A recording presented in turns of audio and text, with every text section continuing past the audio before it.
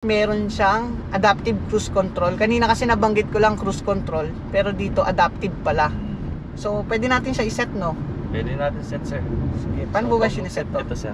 Plus. Ito, plus lang. So, huwag ka apak sa preno, sir, kasi nagdi-disengage yan. Sige, sir, pinutin niyo po. Yan. Ito po yung speed natin, sir. Four. I-set niya. Ah, Tapos 38. dagdagan nyo lang, sir. Plus minus lang yan. Yan, paramdam mo, automatic yan, bibilis. Ang bilis niya mag-set ng cruise control, no?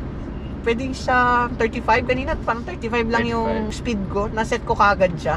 Pag nag-plus ka ng cruise control, hindi kanya bibiglayin ng kotse. Kasi may kotse na pag sinet mo ng 60 tapos walang kotse sa unahan mo, sasagadin niya, nararamdaman mo naman mabilis. Di kagaya Ramdam dito, mo, sir. unti-unti. Automatic siya pumipreno. Oo, automatic nga Kasi eh. mabagal itong nasa harap. 35 lang po ang minimum niya. So pag bumaba siya sa 35,